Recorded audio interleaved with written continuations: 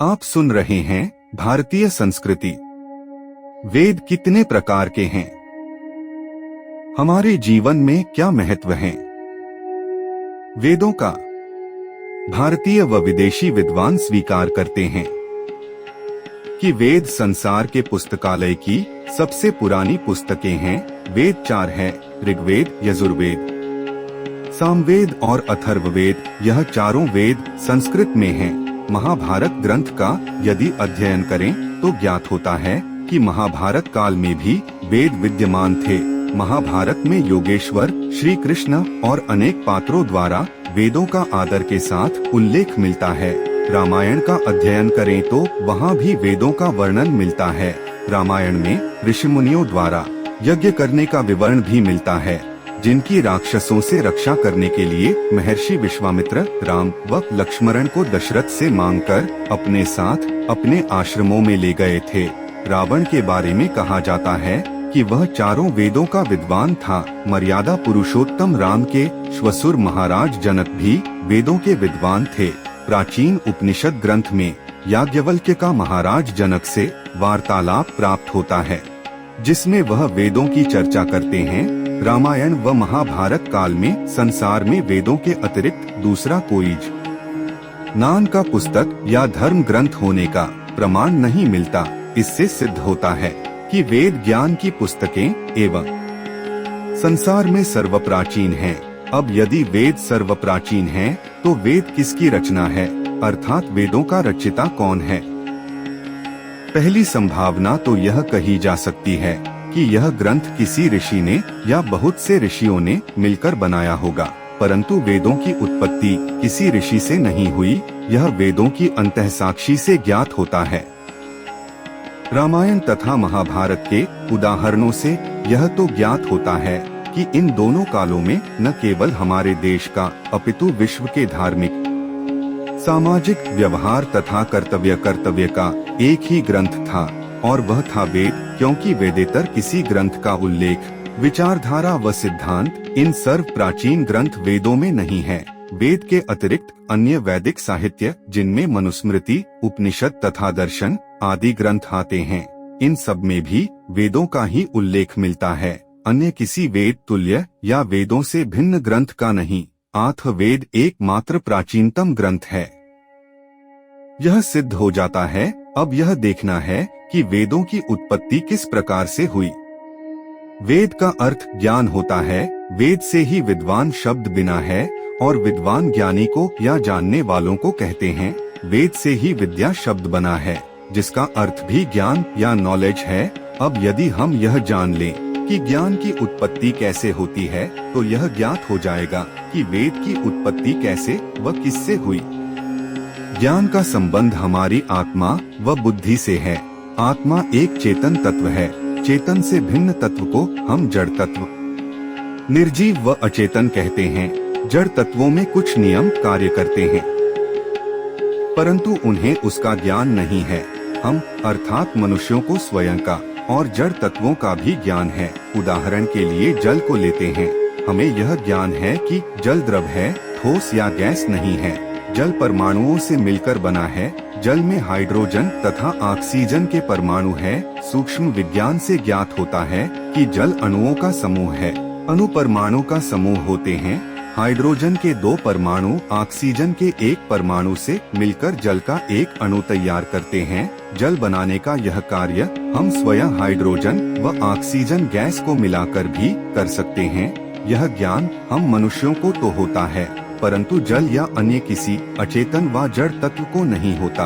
अब हमारे पास एक ही संभावना है कि यह वेद अर्थात ज्ञान किसी चेतन तत्व के द्वारा निर्मित व उत्पन्न है।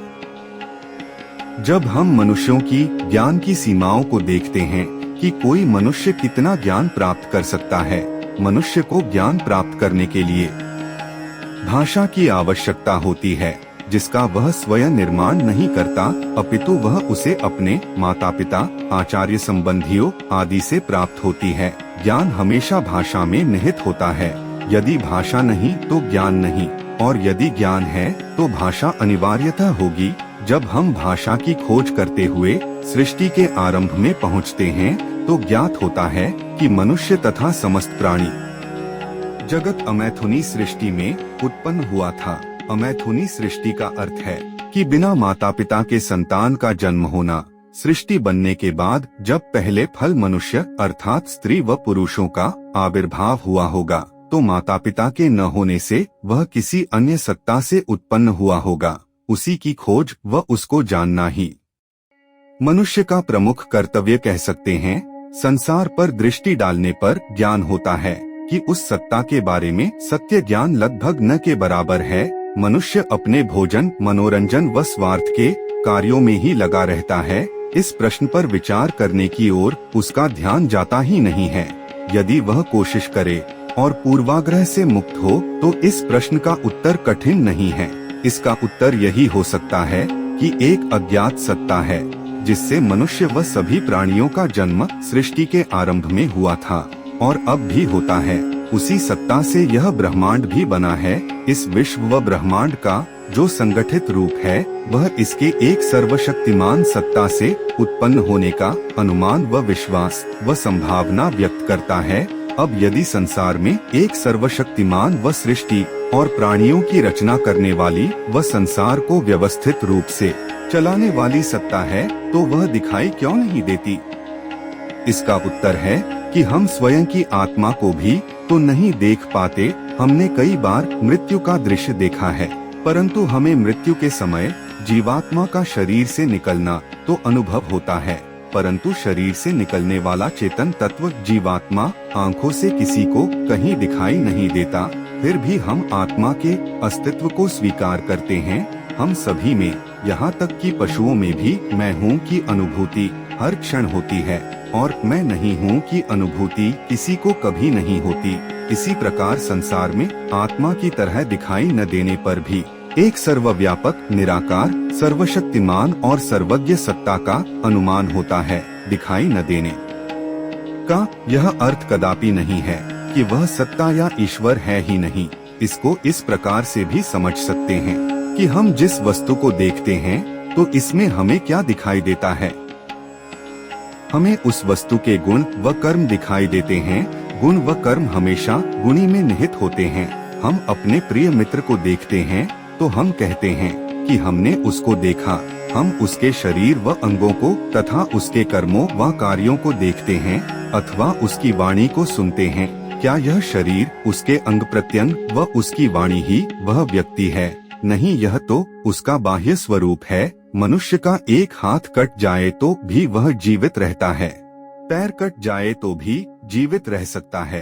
आंखों से दिखाई न देने, कानों से सुनाई न देने, नाक से न सूंघने और मुंह से बोलना संभव न होने पर भी मनुष्य तो रहता ही है।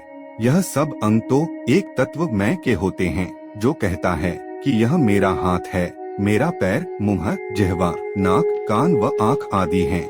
इसका अर्थ यह हुआ कि वह इनसे भिन्न कोई और है। मेरी पुस्तक और मेरी गाड़ी जिस प्रकार से मैं नहीं, उसी प्रकार से मेरा शरीर व इसके अंग प्रत्यंग मैं नहीं है।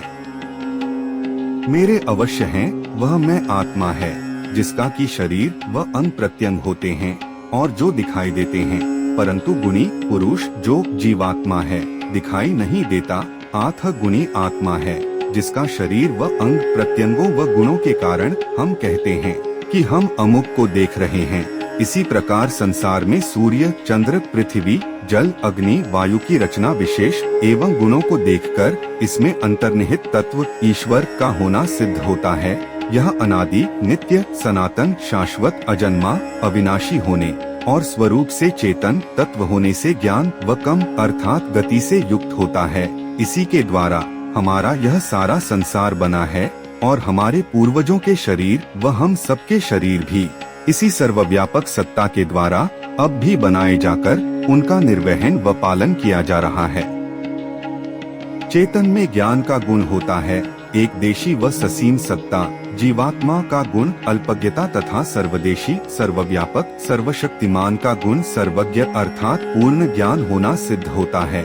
इसी सत्ता ने सृष्टि के आरंभ में जब अमैथुनी सृष्टि में मनुष्यों उत्पन्न किया तो उन सबको ज्ञान व भाषा की व्यवस्था भी की। वह ज्ञान वेद था।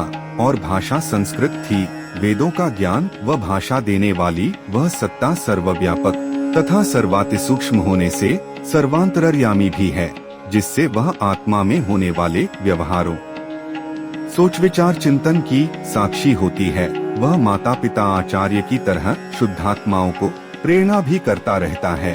हमारे ऋषि मुनि लोग साधना से पवित्र होकर व उसका ध्यान व चिंतन कर उससे मित्रता स्थापित कर लेते हैं।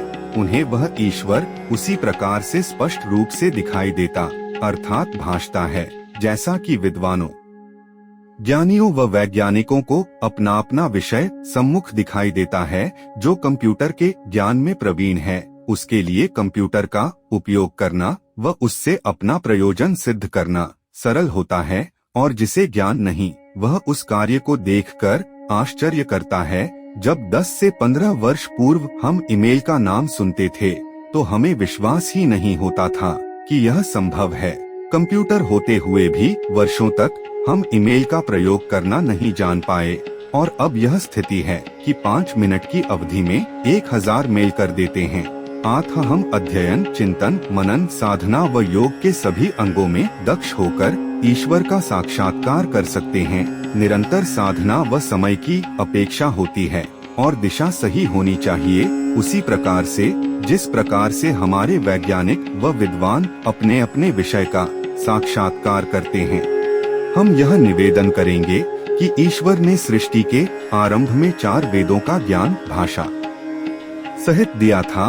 वेदों में ईश्वर, जीवात्मा और सृष्टि के सत्य स्वरूप का वर्णन है। सत्यार्थ प्रकाश एक ऐसा ग्रंथ है जिसे प्रत्येक मनुष्य को बार बार पढ़ना चाहिए। इससे वेदोत्पत्ति सहित सभी विषयों का ज्ञान होगा। इससे ईश्वर, जीवात्मा व प्रकृति के स्वरूप के साथ साथ वेदोत्पत्ति कब, कैसे, किससे, क्यों हुई व अन्य इनसे जुड़े सभी प्रश्नों का उत्तर मिल जाएगा, जिसका विचार हमने लेख में किया है।